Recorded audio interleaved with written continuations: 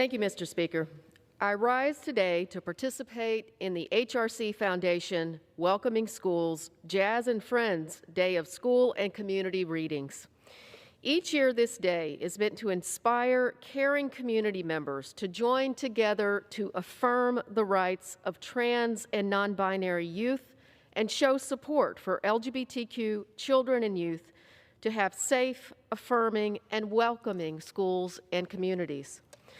To take part in this year's readings, I am proud to stand on the floor of the U.S. House of Representatives to read from When Aidan Became a Brother by author Kyle Lukoff.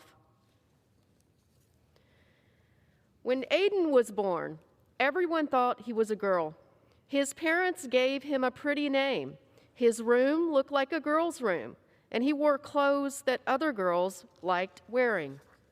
But as Aidan got bigger, he hated the sound of his name. He felt like his room belonged to someone else, and he always ripped or stained his clothes accidentally on purpose. Everyone thought he was just a different kind of girl. Some girls had rooms full of science experiments and bug collections. Lots of girls didn't wear dresses. But Aidan didn't feel like any kind of girl. He was really another kind of boy. It was hard to tell his parents what he knew about himself because it was even harder not to.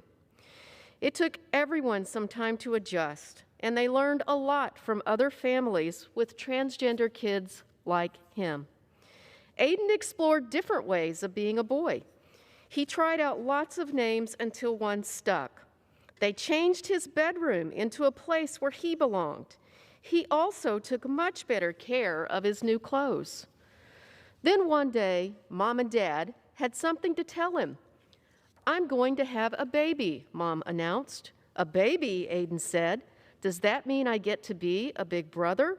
"Of course," said Dad, ruffling his hair. Aidan thought that being a big brother was an important job for a boy like him. He wanted to make sure this baby would feel understood right away.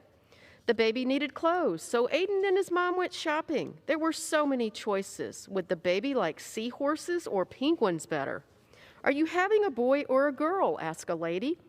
Aidan didn't like it when people asked if he was a boy or a girl, and he hoped the baby couldn't hear yet. He was glad when Mom just smiled and said, "I'm having a baby." The baby's room needed to be painted, so Aidan and his dad went to the hardware store. Dad chose a gallon of sky blue paint and Aidan a puffy white cloud. "Are you excited for your new brother or sister?" asked the paint guy. "I'm excited to be a big brother," Aidan said. The paint guy looked confused. Aidan could tell he wanted to ask a different question, and he was glad to have his dad there. The big rollers were fun to paint with. "This room feels just like being outside," Aidan exclaimed. He had always felt trapped in his bedroom before they fixed it, but his new sibling wouldn't have to feel that way. "You're right," said Dad. "Let's make some shapes in the cloud."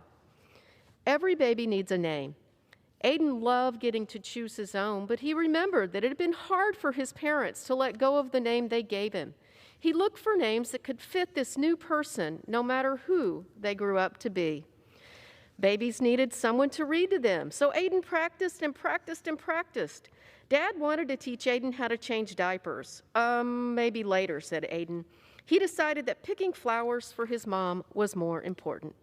2 weeks before the baby's due date, Aidan started to worry.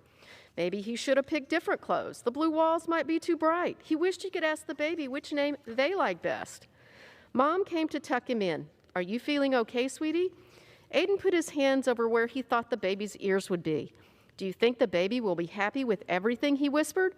"I don't want them to feel like I did when I was little. But what if I get everything wrong? What if I don't know how to be a big brother?" Mom hugged him tight.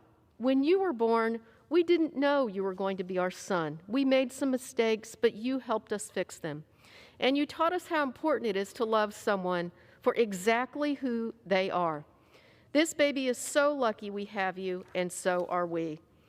The next morning, Aidan found the boxes of his old baby pictures. He looked so different back then. It hadn't been easy, but he liked the boy he was growing into. Maybe everything wouldn't be perfect for this baby. Maybe he would have to fix mistakes he didn't even know he was making, and maybe that was okay. Aidan knew how to love someone, and that was the most important part of being a brother. Mr. Chairman, Speaker, I yield back. The gentleman